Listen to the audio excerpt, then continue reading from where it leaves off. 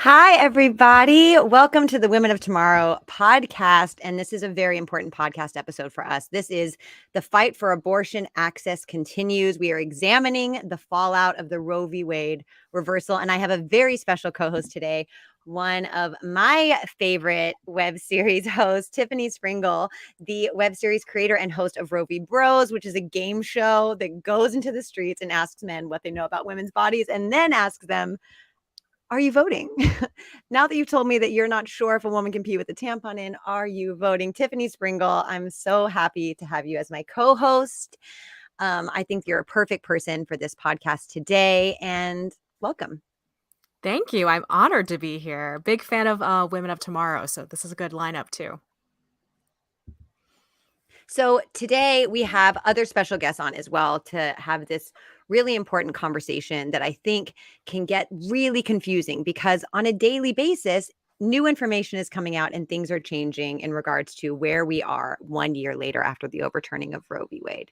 So Tiffany, I want you to start it off. Yeah, absolutely. So we're going to be tag teaming today as the co-hosts. And greetings, everyone. Thank you so much for taking time out of your evening to join us today. So we're going to give a little bit of backstory just to make sure everyone's on the same page before we start. For context, in 1973, Roe v. Wade was a landmark decision of the U.S. Supreme Court, and in which the court ruled the Constitution of the U.S. generally protected a pregnant individual's liberty to have an abortion. And this remained in effect for the next 50 years until what happened last year, which was the case of Dobbs v. Jackson Women's Health Organization. And for context on what that meant, it was filed by the Center for Reproductive Rights in March 2018 on behalf of Jackson Women's Health Organization, which was the last remaining abortion clinic in Mississippi. And it was challenging the state's ban on abortions after 15 weeks of pregnancy regarding viability. Because the ban was unconstitutional under 50 years of precedent, first the lower courts blocked it from taking effect.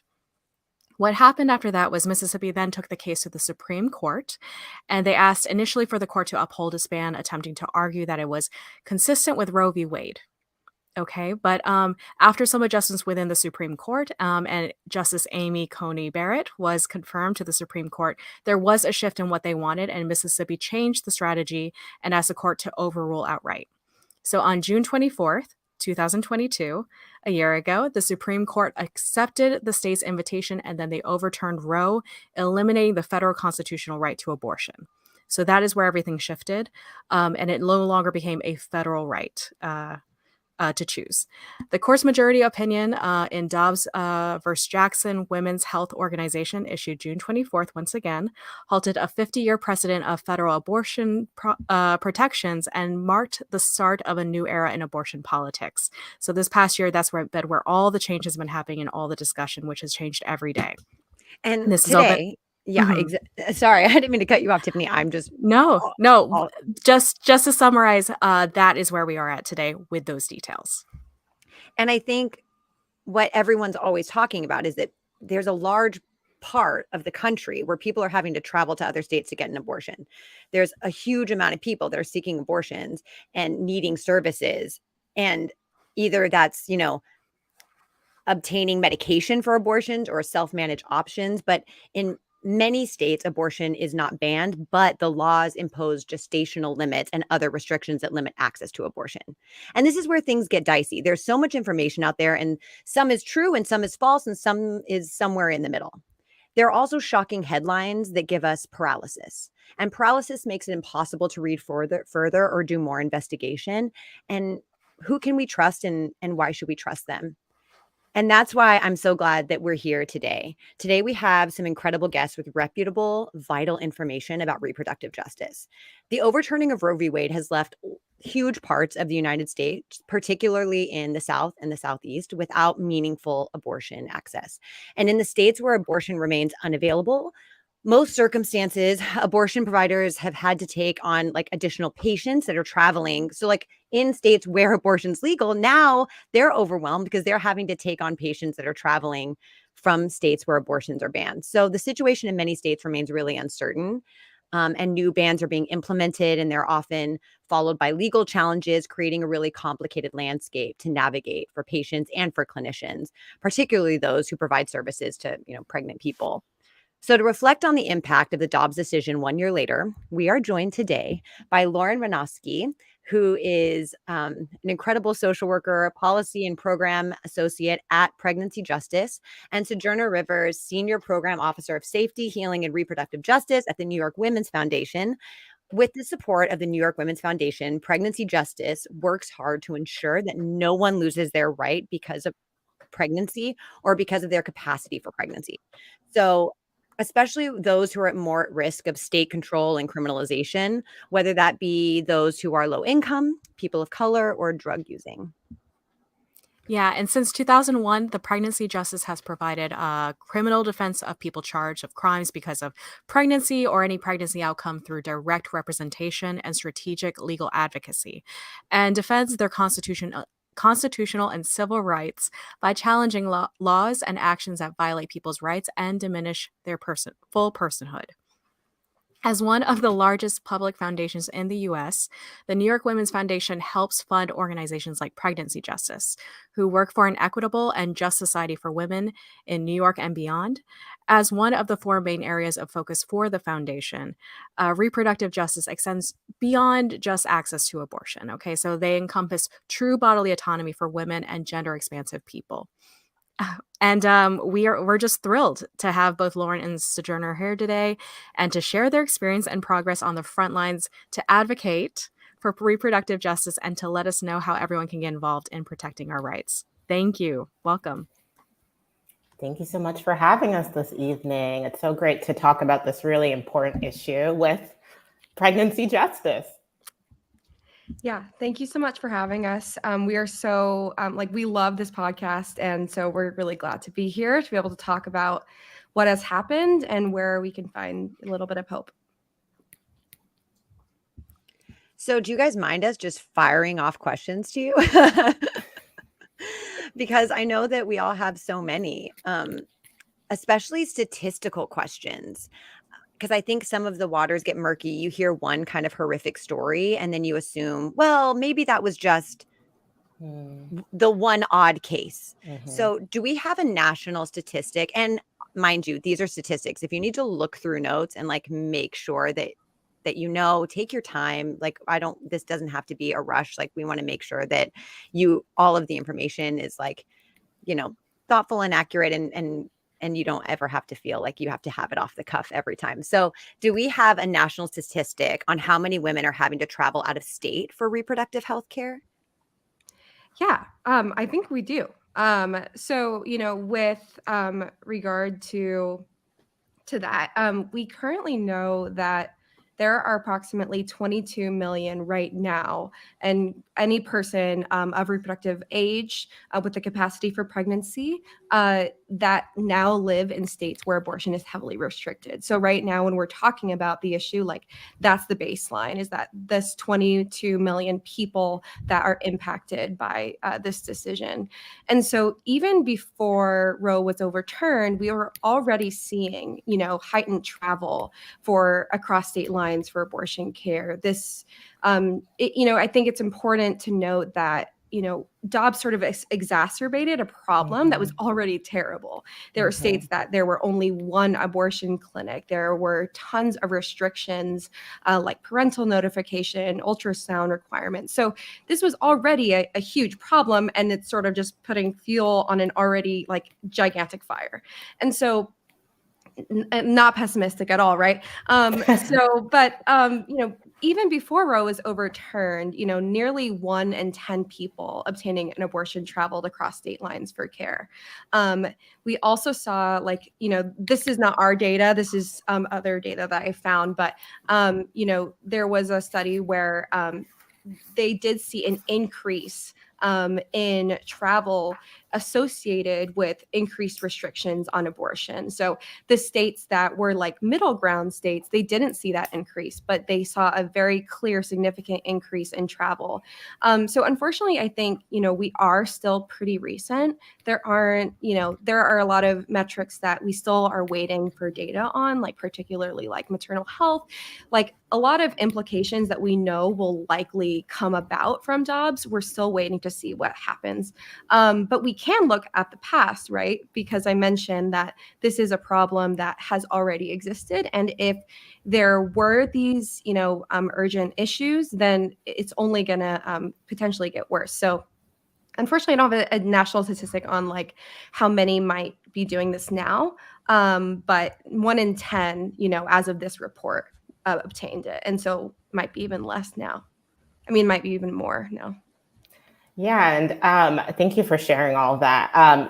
At the New York Women's Foundation, obviously we support some organizations that do national work, but also we're very much a community foundation. So we think a lot about New York, and just to kind of give perspective, even in a state like New York, where again, there's so many protections after, to Lauren's point, even before the Dobbs decision, people were already beginning to travel, right? So after the SB8 decision in Texas that was basically allowing people to hunt down people who wanted abortions and sue them, this is before Dobbs, they saw massive increase in New York abortion funds, right? So again, even before some of these things were legally taken away, all the attacks and all the fear that has created surges even in states like New York, where we're blue and far away from, again, the places where you'd imagine there'd be people impacted.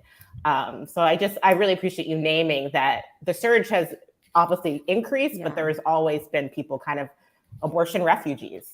You just kind of blew my mind, because I didn't know that the SBA stuff in Texas was before Dobbs. I thought that came afterward. Do you know how long before Dobbs it was? I think it was October, was it, Lauren? So it was fall of 2021? I believe so. Yeah, I think that the cases, and I can double check, but I think they were running sort of simultaneously. But the SBA was passed prior to that. And so there was already sort of like fear of what is to come in this new climate. Obviously, I appreciated you guys naming that, like, many of the people on the ground sort of already knew that this was going to come once we saw the shift in the Supreme Court. Well, it was like sort of like similar with the SBA. So I think that there's just been a long trajectory of sort of like seeing this coming, and it's really hard to know like what to do about it, like exactly. But I think that's part of the work right now, is like looking both at the past and sort of what are the trends that we've seen and how can we move forward. And just also, I want to the point of kind of hope as well that we mentioned early, right? To your point of like people saw some of this coming because of, Supreme Court, and also like even after the Roe v. Wade decision, right? There was the Hyde Amendment, which basically made a lot of red tape for folks who were on Medicaid to get abortion access if they were in states, that didn't support it, basically, right? So folks have been seeing, as much as we have had that protection, that it was vulnerable to attack. And, right, as much as, obviously that's painful as people who see abortion as like, life affirming and can save folks' lives, there's also people who've been thinking and organizing about for this for a long time. So I also want to share that, right? Again, organizations that are abortion funds, right, have existed for decades. So people have been ready and building really deep relationships. I will just say, not to go on, but Pregnancy Justice had a beautiful event a few weeks ago to celebrate 30 years of leadership in this field. And they had speakers from just different reproductive justice organizations, including Sister Song, right, who have had really deep relationships for a long time. So I also like to uplift that because that encourages me, right? There's strong relationships, there's strong partnerships, collaboration, and people have seen these attacks coming. And as much as it's still jarring, right, there are kind of networks in place to support people and help them get where they need to go as safely as possible. I mean, and thank God for things like the pregnancy justice. I know that like it's the court system is so incredibly complicated to navigate. And so when you find yourself in a position like this without the resources and how expensive lawyer fees are to even look over your case, I would love for you, Lauren, to just speak a little bit to like, how do people find you? How do you choose the clients that you represent? Yeah, definitely. All of it is challenging because there is always a greater need than we have capacity for, unfortunately. But that's why we're always like, we're grateful for foundations like the New York Women's Foundation that increase capacity and allow us to expand. So I'd like to like start off by like with that like sort of caveat that like we always wish we could do more. Sort of how we hear about cases, it's truly a mixture. So we do have an intake procedure. So folks reach out to us directly, either by phone or by email, and they sort of just let us know what's going on. And we kind of assess internally whether or not, you know, it's something that we have the internal expertise for. And so those are the cases where there is a crime related to pregnancy or pregnancy outcome. And so that might be anything from an abortion to a stillbirth or a miscarriage, anything in that spectrum. Our most common, you know, what we most commonly hear of are people that are pregnant and use substances while pregnant. And that is maybe the primary basis of the fact of the charge. And so those are the cases that we most frequently see, but we also take on cases related to forced medical interventions, like that might be a forced cesarean section or a forced hysterectomy, unconsented medical interventions. And we also assist with child welfare, or we like to call it we didn't come up with this, but the family policing system, because it is not designed to benefit children. It is designed to just police families.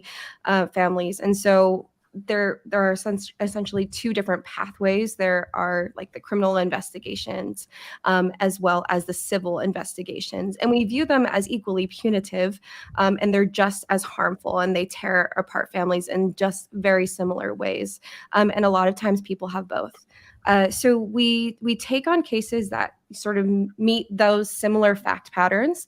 And if we don't think we have the internal expertise, we will often refer someone to someone that to a different organization that might have that. So like things like workplace discrimination, things like sexual assault, like there are so many, when you talk about gender justice issues, it's so expansive, but we really lean into our partnerships with allied organizations that like can step in when we don't have the capacity to. And we don't want to give someone, inadequate representation. It's so fragile, and we want to make sure that the people we're helping, we can actually successfully achieve justice. So, but it's ever changing, and the landscape is always different. So and we're busier than ever too. Like these things are coming up more. It seems like more, and we don't really know if it's that more people are actually being criminalized or if it's that people are discovering about us more. So we're on Instagram. We have our website, and that's typically how people find us. I was just going to say, related to this, thank you so much for your service. I know that, which I want to talk about intersectionality of how all of this is affected at some point in this conversation, because, the people who are most affected are usually the people that are most at risk, people of color and low income and things like that. So we'll definitely hit on that. But I did want to note, just as we're talking about this specific part, there were some new articles that came out today. I'm all about the facts and information. So on CNN, they did have an article, and they had KFF surveyed hundreds of practicing OBGYNs between March and May. And some of the stats that they shared was about 1 in 5 gynecologists surveyed said that they have faced constraints on the ability to manage miscarriages and pregnancy-related medical emergencies in the past year. And then in states where abortion is completely banned, that share was about twice as high. And then some other things related to it is there are less people even wanting to be gynecologists or work at that. So we're even having less medical professionals that are going into the field. And then let me see here. More than a third said that it has become difficult for them to practice with the standards of medical care. And let me see, I think there was one more fact I wanted to share because this is all related. Let me see here. Yeah, the majority of them as well. There's a specific number I want to find. This is where I was saying we can take our time to find the Yeah, facts. we can totally take our your time. And honestly, I'm still trying to like process what you just said to me. The fact that Yeah. we have people that are avoiding the medical practice altogether, you know, that's so alarming. And then that this many physicians are afraid to treat. I've heard this too, afraid to treat within the first trimester because there's, you know, such a high risk of miscarriage. Are you? One other thing, when you were speaking, Lauren, I was thinking how many cases in these states are having like how many women are forced to prove they're having miscarriages? Is it common? Is it less common? Yeah, I don't know if I have an exact number on sort of like how many are having to prove it, but I will say that there is empirical evidence that suggests that there are significant barriers to care as a result of medical exceptions. You know, one of the organizations we look to for like medical expertise is ACOG, and they have explicitly said that it is not the business of the legislature to dictate whether or not someone should receive medical care. So the legislature, you know, the states are attempting to create all of these complicated exceptions with terminology that doctors don't use. And doctors are looking towards lawyers to decide whether or not they should provide care. It's you know, and I think that, so whether or not someone has to prove, you know, that they have a miscarriage, I mean, I think that you could also, it's very related to sort of like what might happen if someone uses medication abortion and goes to the doctor. So when you use medication abortion, it is virtually unrecognizable. But if there are complications and you go into the hospital, typically, you know, you could say, one person could say, like, I'm just experiencing miscarriage. But what might happen to someone if the doctors don't believe them? What if there are, you know, other reasons for them to question, you know, someone's whether they're telling the truth? And you know, this is where things like data privacy can come into play as well. If there is an open criminal investigation and someone might have, you know, searched, you know, medication abortion that could be used in a later prosecution. So, you know, everything is still quite new. And so I think it's hard to know on a national scale, really the frequency. But there are valid concerns, especially like when you just think about it, like, well, what would you do in that situation, right? So, and it is, and, you know, I think I need to be very clear that, like, you know, medication is completely safe. It is like completely safe and effective. There are no, you know, all of the researchers that, you know, approved this medication, like they knew what they were doing, and because apparently there's a question of whether or not it's safe, right? But it is. But with anything, there might be some small chance that something goes wrong, and then what do you do in that situation? And I'm so glad you're speaking to that, because I think so many people are like, oh, big deal if it's banned in your state. You can still get, you know, the abortion pill shipped to you from the UK, and then you're fine. And you're like, well, you are, unless you're that tiny statistic where something went wrong. And then you have to go to the doctor, and they're allowed to kind of ask you for these invasive questions and potentially do invasive things to you to see if you have these chemicals in your system. So I do think it's an important thing that we talk about when people try to dismiss the bans and talk about the workarounds, you know?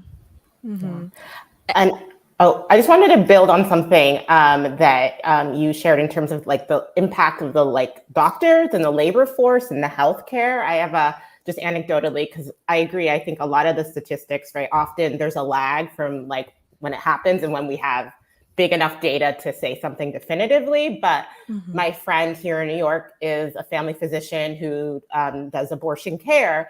And kind of just anecdotally, I was kind of asking her what she was seeing. And, you know, she mentioned seeing like fewer other physicians who wanted to provide that care. And I was like, wondering what that was about. And she's like, well, maybe they're traveling to other states, or like maybe they're, you know, trying to figure out where they can do the most good.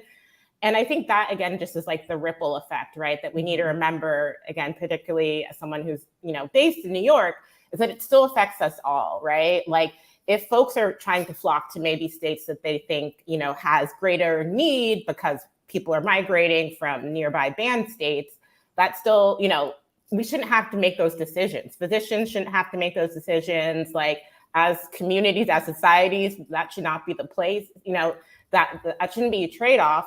Because, you know, as we all know, there's still access issues right here in states like New York, right? Crisis pregnancy centers, which kind of pretend to represent, you know, holistic healthcare for folks who are pregnant, but actually discourage people from having access to abortions, are very common in New York, right? And when you're talking about these ripple effects of like national bans that then shift where doctors want to be to provide care, the people who are left in New York who already had trouble access are going to have even more trouble. Because right now there are fewer doctors maybe who want to provide care here, right? And more people coming here, right? And so I also just like, these are the things that are just, again, as New Yorkers, speaking, you know, to that kind of that angle that we need to be aware about, and also thinking about how we're impacted and how we can plug in, right, to this broader, you know, defense of abortion rights. People shouldn't have to have that trade-off.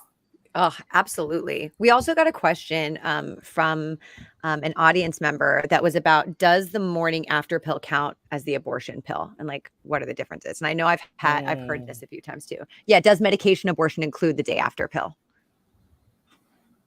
Do you know what states are doing with the morning after pill? I can jump in if that's helpful. Okay, so yeah, this is definitely a hot question. People are typically very confused about this. So medication abortion is something that is actively terminating a pregnancy, meaning that like the egg has already become fertilized.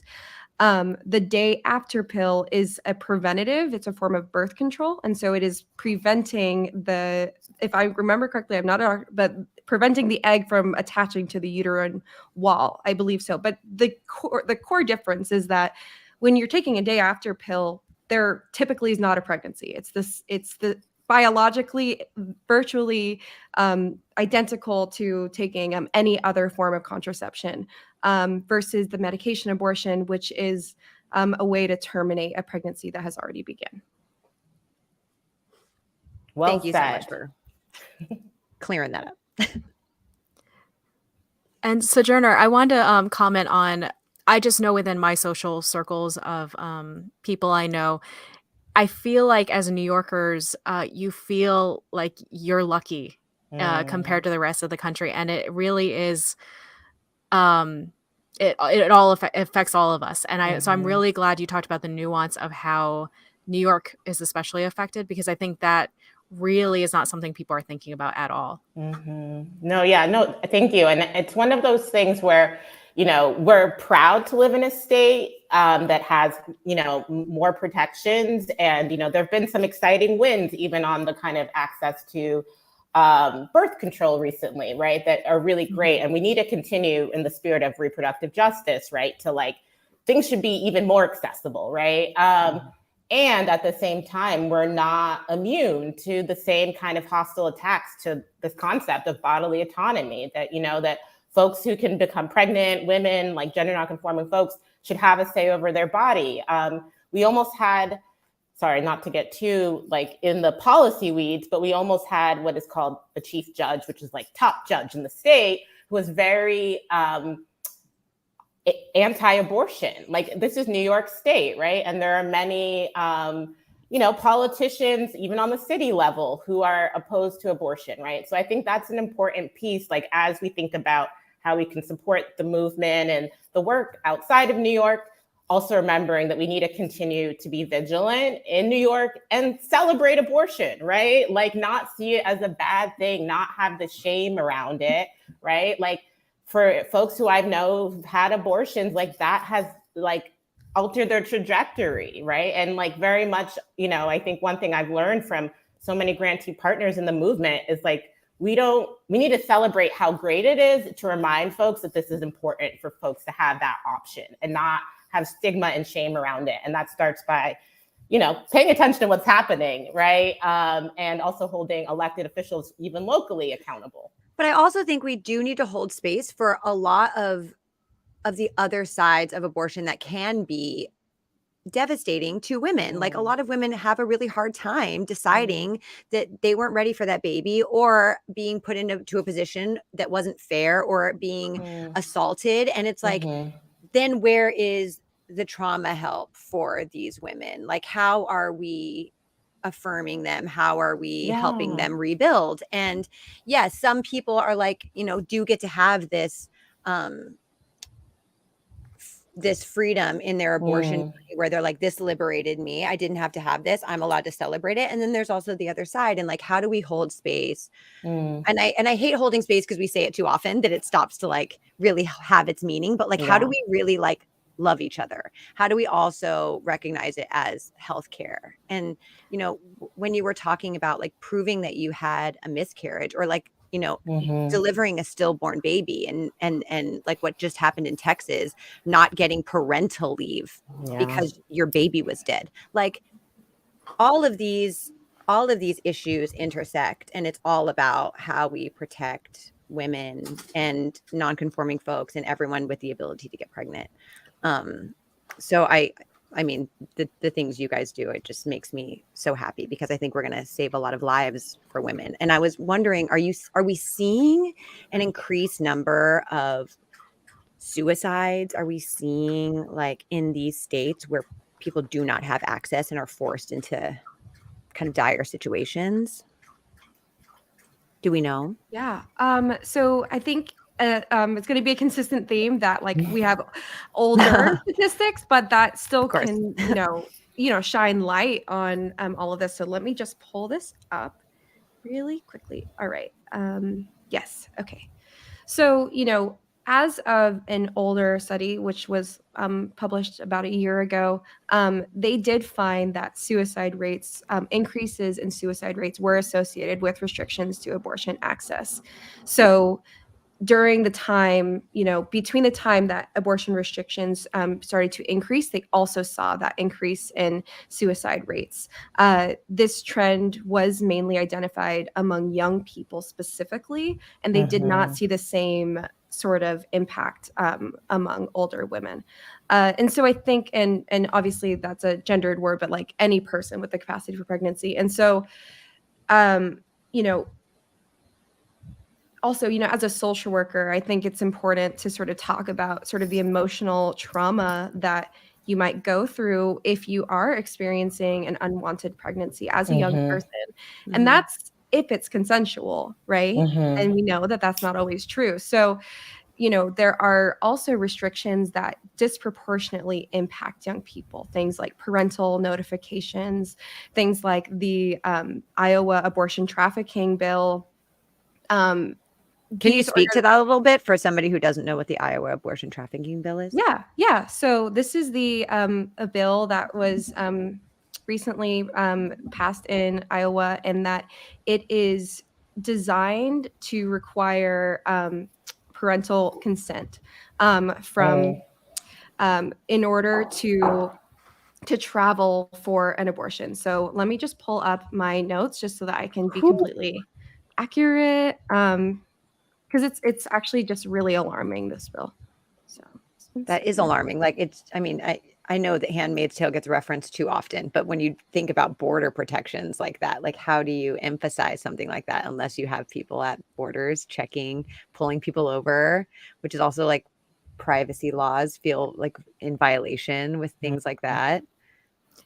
Just as a bookmark, something we can talk about is data tracking and things like that, and how that could be affected by this. So just putting a bookmark, maybe that's something we talk about in this conversation.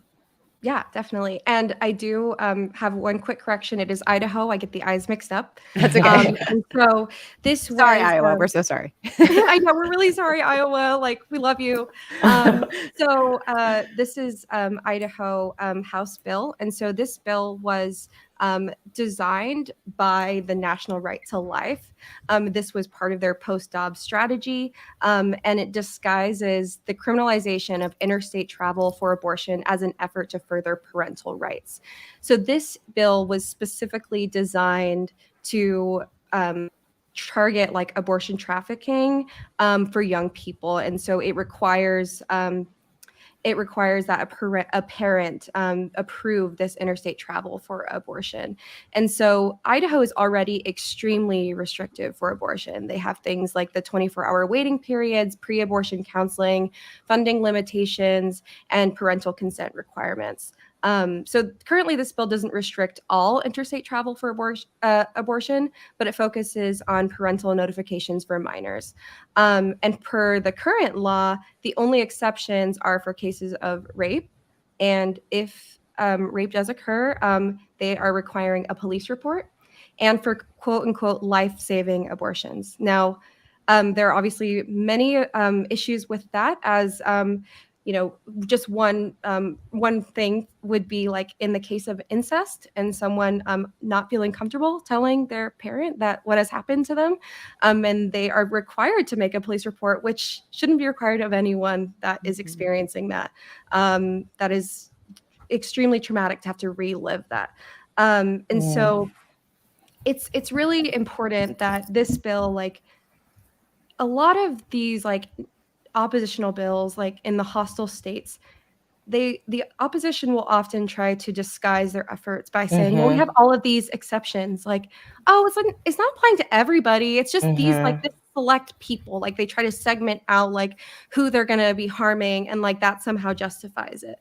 But the problem is that no amount of exceptions will ever be enough, not like only logistically, but also like that's just still not okay. Like, and so it just doesn't justify, the behavior, because you're like, oh, well, it's just not as bad as doing it for every single person. And so this bill, the framing, it's very interesting how like National Right to Life like spins this, because they frame it as like it's helping and protecting the innocent victims of abortion trafficking. But instead, this is just taking away someone's right to bodily autonomy and privacy. It is no one is obligated to know when you have a healthcare procedure. That is just not required. But this is taking away someone's right to privacy just because they are a minor. And I think that, the last thing I'll add on this, because I spoke about it a lot but I think because they're very calculated, the opposition, about saying this doesn't apply to all abortions. I think that it would be naive to think that maybe this is the final destination. Yeah. This could be, I can't say for certain, but this could be a first stop on the way to determine, how far can we push this. And so I think that like the people that were very upset about this bill were justified for that. Yeah. And how long are we going to ignore how many women have been assaulted? How long are we going to ignore how often this happens? And then turn it around. And I love your language with disguise and calling out the terminology they're using and how manipulative it is, because that's exactly what's happening. And it's also kind of what got us here in the first place. I remember talking to a lot of my incredibly conservative friends about Roe before it was overturned, and they're like, Roe v. Wade will never be overturned. Yeah. Of course I can vote conservatively. This will never happen. Yeah. So even in these states, like what you were just talking about in New York, like we can't just rest on our laurels and think that everything, because we're in a blue state now, will stay that way forever. Yeah.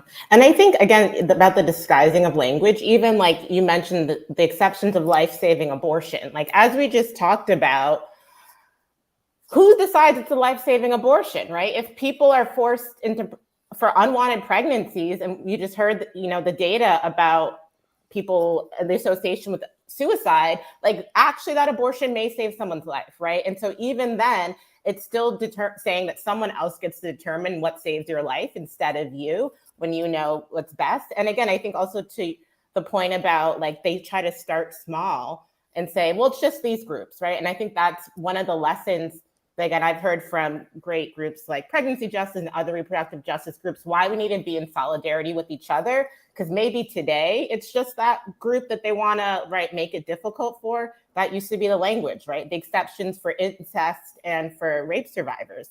And now we have Republicans trying to push on a national level, you know, a ban that would not be protective of incest survivors and rape survivors, right? So like, again, I think we have to also stand firm, right? And like, it doesn't matter, right?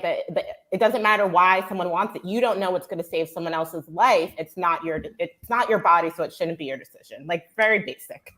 And it's difficult to prove rape.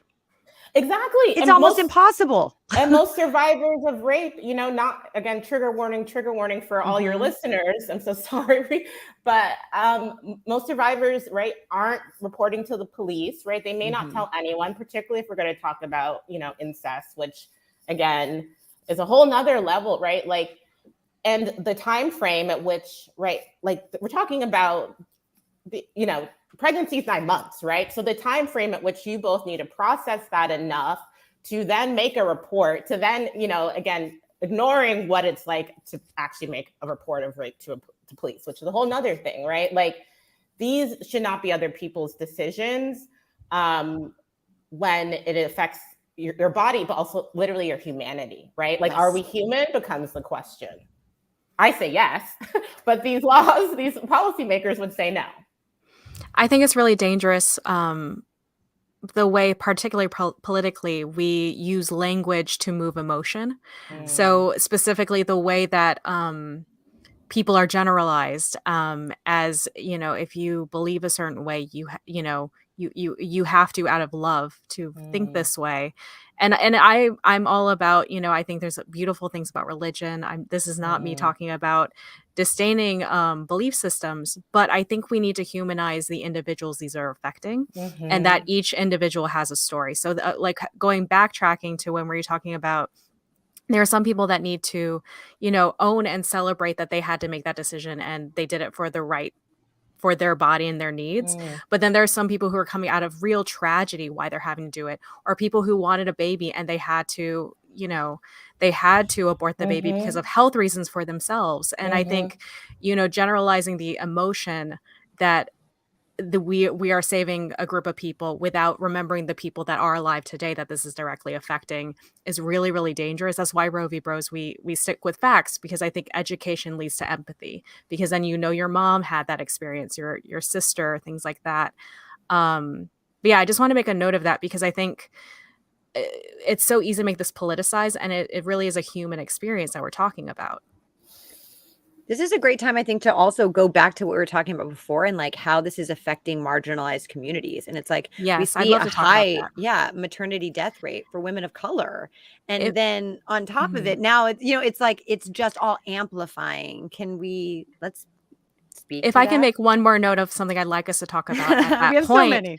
Related to the intersectionality, the facts that I found, one of them was related to that. But on top of that, I wanted to bring up, if we could talk about things that we're not even thinking about that it relates to, like economy, population, limitations on supplies like food and clean water, and just very basic things like that. So just want to make a note if that could be a part of the dialogue, if we have anything our pros want to talk about regarding that. Yeah, I'm happy to jump in, or Sojourner, what are you thinking? I defer to our pro. Okay, well, you know, I think just starting at a very basic level, like with like regard to intersectionality and sort of why that's important, I think, you know, one of the biggest distinctions that is important is sort of the distinction between like reproductive rights movements and versus like reproductive justice movements. And not to say that there isn't a place for reproductive rights, because, you know, that is the legal right to abortion, and, you know, that directly impacts folks. But when you talk about reproductive justice, it is also including the right to safely parent. It is including the right to have safe and invested in communities. And so reproductive justice, it was a movement founded by Black women for Black women, acknowledging that the traditional feminist movement was leaving behind Black women. And so this is extremely important because reproductive justice or reproductive oppression, rather, will always impact the most vulnerable first. And so I think that it's important to sort of start with that. And because, when we're talking about intersectionality, all of these issues are so connected. And so, reproductive justice is racial justice, is economic justice, is climate justice, all of these things are so connected. And at the root of reproductive oppression is typically, white supremacy and the patriarchy. So when we're talking about, maternal health and why that directly impacts, Black women more specifically or more pervasively, it's for the same reasons why Black women are most impacted by criminalization, are most impacted by the family policing system. It's all for the same reasons. And it is misogynoir, which is like the specific, sexism of Black women. And so maternal health also plays into sort of like obstetric racism and the doctor's willingness to believe a person, for the pain that they're experiencing, to be the storyteller of their own experience and denying someone the autonomy to decide what's best for their body. And so there really is a lot. There's a lot in there, and it's also connected. And I think that, the other component, as far as like what are the things we're not thinking about, I think that the other component definitely would be like the gender justice component. So like the trans liberation movement and how like intrinsically connected that is to reproductive justice, and that gender affirming care is reproductive health care, like point blank. And so we need to be very inclusive when we are thinking about reproductive justice, and being inclusive with our language, with the way we talk about these issues, and that it's not only women impacted, although like historically has been so gendered, it can be hard to sometimes like deprogram that in like our, everyday speech. It's so important to make the effort to acknowledge people that are gender conforming and people that are trans. And that was one of the main reasons why we did change our name, because this is something we long recognized before we changed our name, that our name was excluding gender nonconforming people and trans folks. What was your name before? National Advocates for Pregnant Women. Mm-hmm. So we decided, that was, it was our founder, and there's such a special place in all of our hearts for that, because it was really a different era, but it was important to do the right thing and be inclusive. And so that any person, regardless of their gender, know they can reach out to us. Yeah. No, we did a very similar thing with our community. Our Women with an X is for exactly that. It's acknowledging all gender nonconforming folks. And I think the more conversation we can have around not only acceptance, but also about teaching people how to be advocates for the gender, whether they conform or not conform. Like, how do you activate this activism? How do you fight on behalf of women? How do you fight on behalf of gender nonconforming folks? Like teaching, giving people the tools to really advocate and then learn how to become an activist, I think is so important. And can I just add, I really appreciate you bringing reproductive justice into the space. And I just want to like share a definition, because I think, obviously we focus a lot on abortion in this conversation, but really the beauty, I think, of this kind of like Black feminist intervention is expanding, right? Is that the way patriarchy works for some communities may look different than others. And to the kind of the history that Lauren mentions of Black community, right? One of the primary forms of violence for us was forced, right? Was sexual violence, right? As a means of forcing reproduction. Again, trigger warning, but also sterilization, right? Nice. And so one person, and so the quote I'm going to share from Sister Song, one of the kind of leading pioneers and continue to be a leader in the movement, is reproductive justice is the human right to maintain personal bodily autonomy, have children, not have children, and parent the children we have in safe and sustainable communities. And again, it's such a beautiful offering for them, because it also, again, is inclusive of kind of what Lauren was speaking to and part of what we've been thinking about at the foundation. Like, how do we support trans folks, right? Like, how do we support trans children who are growing up in communities, right? Like all these attacks are very connected to the attacks on abortion, right? Saying that people don't have, like, yes, healthcare, and it's also saying ultimately you don't have the right to decide what happens to you and who you are, right? Because how policymakers, right, see you is more important than how you see you, right? It's more important than how your community sees and loves you. And last plug, Killing the Black Body by Dorothy Roberts was a book that like changed my life. And really, I will say, I used to feel a little alienated by the abortion movement. I think more traditionally that felt very focused on specific experiences. And it offered so much more of thinking about this continuum, right? It's not just about whether you have the child or not, whether in that decision, very important. It's also about, are you able to raise those children? Is the family regulation system dividing you because they see you unfit because of your race, right? Our climate, right? There's so much amazing organizing that's happening that's saying, if there's no planet to survive on, that is a reproductive justice issue, right? Or thinking about like the criminal legal system. I saw you spoke to one of our grantee partners here in New York. If your parents are being taken away from you, right? And then you're forced into foster care, that's a reproductive justice issue. So I think, and we know increased criminalization is going to make these issues worse, right? It's going to make family separation worse. So again, I think reproductive justice, I would also encourage your listeners who don't know what that is, learn about it. That's also how we are able to build solidarity amongst folks on a range of issues, right? I wasn't always pro-abortion, but reproductive justice helped me understand a bigger framework to say like, oh, actually, this isn't just about abortion. This is about so much more. And I believe that people should be able to live lives with dignity.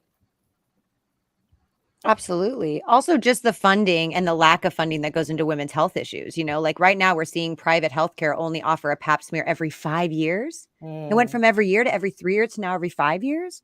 We have more HPV than ever, more women with cysts and fibroids. Ultrasounds aren't a part of our preventative care. Like we are being completely neglected.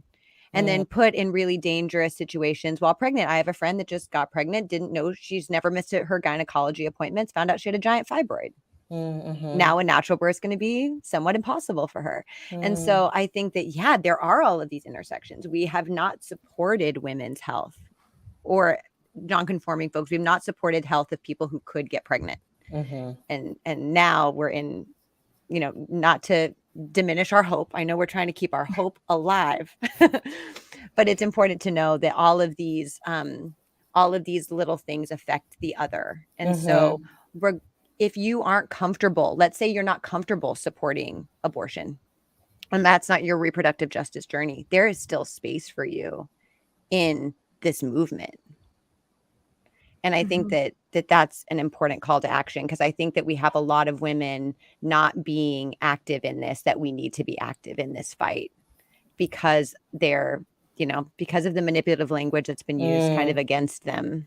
If I can say one thing too, it's, it doesn't just stop when the baby is born and how we're talking about the inequality of everything. We already have a financial issue of, the middle class shrinking every year, just statistically. And, and the people who have access to basic health care, the poorer you are, the more limited it is, which I think is why it is relate to the marginalized communities. But on top of that, I don't know why we're not having a conversation if it is based in love. And that's the thing, is every person can maybe be on a spectrum of their belief system. So the thing is, I want to have those conversations with the people in the middle who don't really know what they want or they believe and talk about the nuance of it.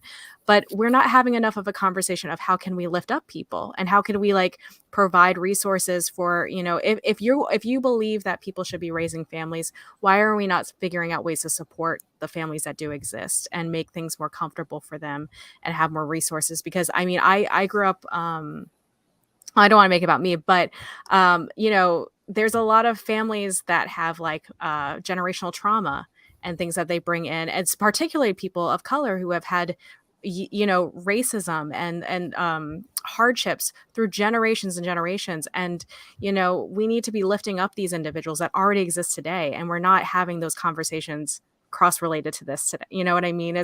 They shouldn't be separate. So I just want to bring that up too.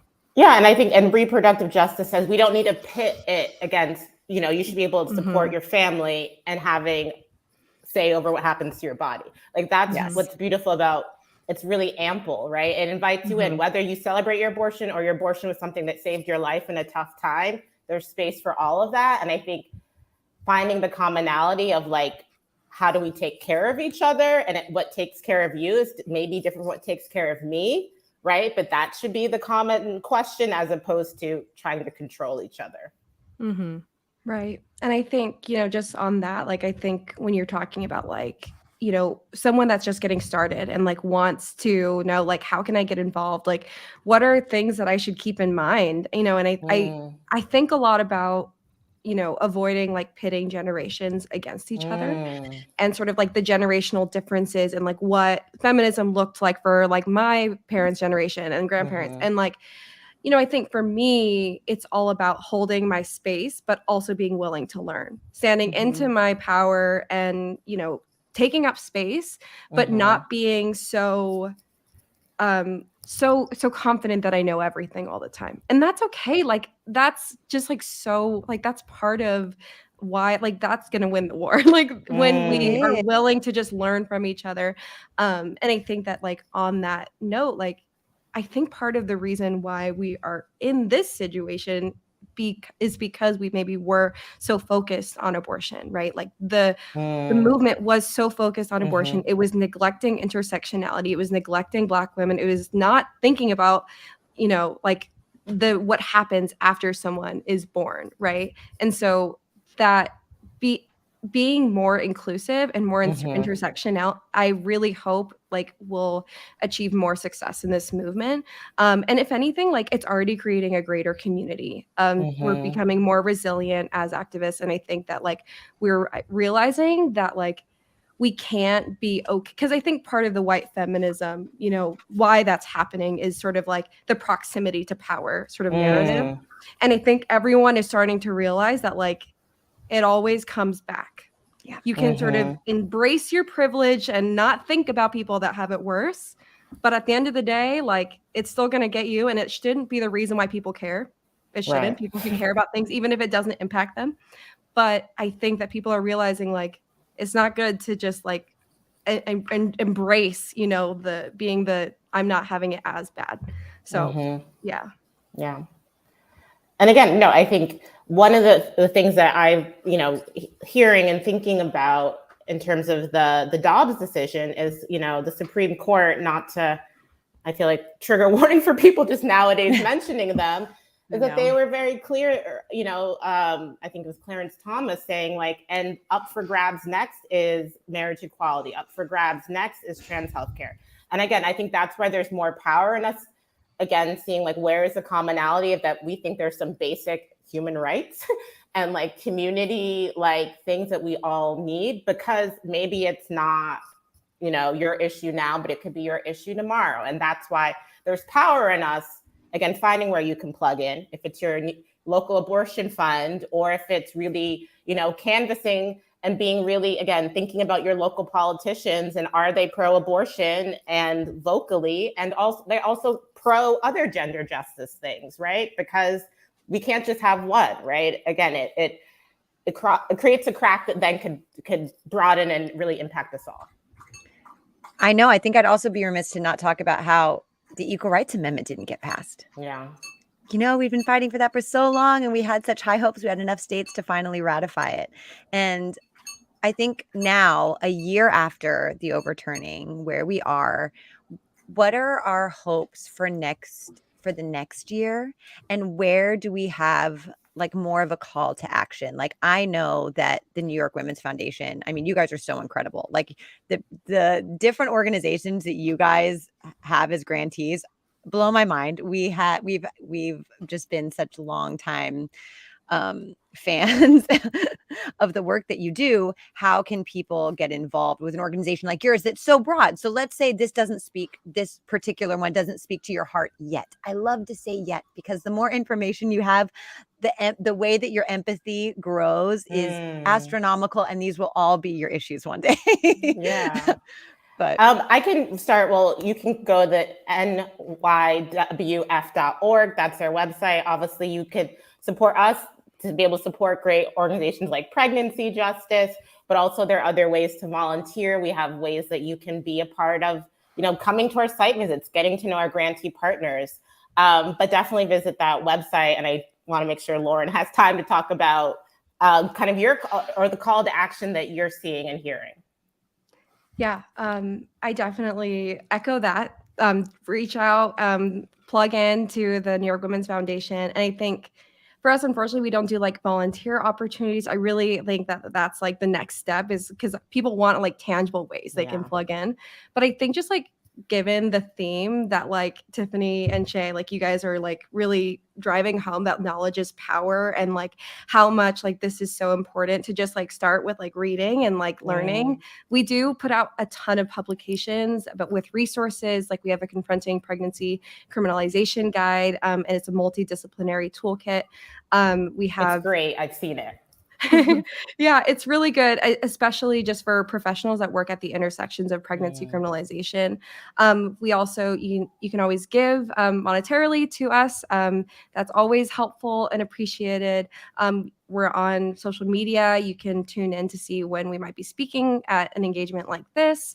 But also, I think beyond that, like tuning into like our allying orgs, like there are so many great organizations doing this work, and a lot of them have volunteer opportunities or internships. We do internships as well, and we post that every semester. So so many ways to get involved. Just reach out, try, do something that makes you a little scared. And I think it'll be rewarding when you feel like you're making a difference. And don't forget to vote. Don't forget to vote pro-abortion. We need that. It has an impact as well. Yeah, the ERA is coming to New York, so you have a chance. I wanted to also ask you, is there anything closing that you wish for the people listening right now to like feel, or like what are your hopes for where we are a year from now? You can choose either of those things. Ooh, that's a good one.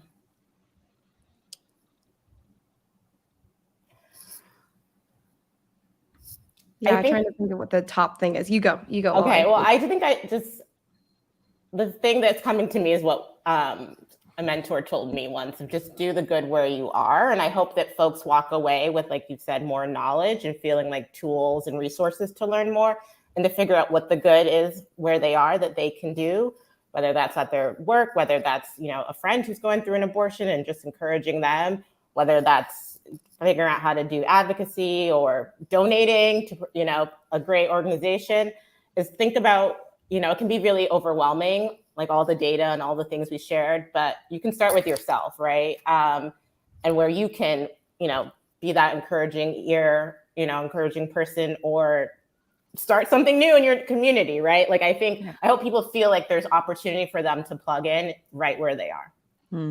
Oh, that's beautiful. Yeah, I think I might cop out and do two. I think, I think society really makes people with a capacity for pregnancy feel ashamed of everything that entails. And I think starting to unpack that, like, why are we ashamed of this body? Why are we taught to hate ourselves at such an early age? Like that inner work, just like kind of going off of that theme, Sojourner, as well. And then I think also being loving and compassionate to the people close to you, because they might be going through some really hard moments, and the community that you can develop with the people close to you can sometimes make a really, really great impact that might be overlooked all the time. So I love that. I love that too. Tiff? Well, I always lead with like, for me, I am not an aggressive person. So, I fell into activism just because I care and I like to have these discussions. And I come from comedy. So with comedy, we're always kind of trying to figure out what's the unusual thing going on. How can we like observe and like comment on that?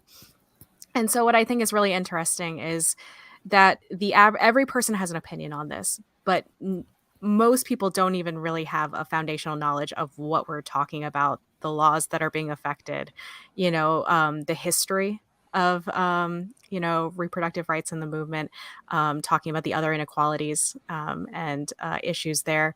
So I really do think starting with just an education and being curious and checking your own ego, because you may be a very liberal person and you have a long way to go to with checking those default settings that you may have that are based on society. So I would just say start with yourself, be curious, and then look for the resources that are not based in emotion. Like I said, just start with what is the facts, what's actually going on here, and then empathize with those around you and listen. I feel so honored to be able to have this discussion with really incredible, brilliant women. And I think there's so much power in us being able to talk like this and ask questions to each other and deep dive and investigate, because we need to be the visionaries of the future that we're going to have. And so I want to encourage everyone listening to really find your tribe of people and have difficult conversations and talk through your biases and your thoughts, and then also talk about the political happenings. Keep yourself really informed. What bills are being passed? What's happening in the state that you're in? Are you protected? And then use that information to better yourself in the world. So thank you guys so much for being here. Women of Tomorrow is a foundation as well, and what we're trying to do is we have a community, and it offers all kinds of different classes, from what we call innervism to activism, and doing the internal work necessary to know that you are worthy of the equality that you seek.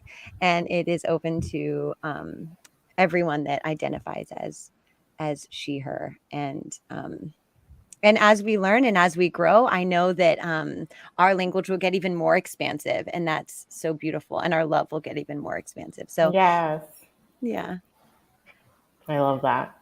Thank you guys so much. We will have all of the information that we talked about today in our show notes, so you can support these wonderful organizations, and you can hopefully volunteer with New York Women's Foundation. I know that that's such a nice way to meet wonderful people. We'd love to have you. Yeah, do it. Thank you so much, Tiffany. You were such a great co-host, and check out Roe v. Bros. My pleasure. Anytime. Oh, great. Love it. Okay. Well, I will definitely hold you to that. Yeah, anytime. But yes, just like you were saying, at Roe v. Bros on Instagram and TikTok, we do share our videos regularly, and we usually talk about things that are not really being talked about.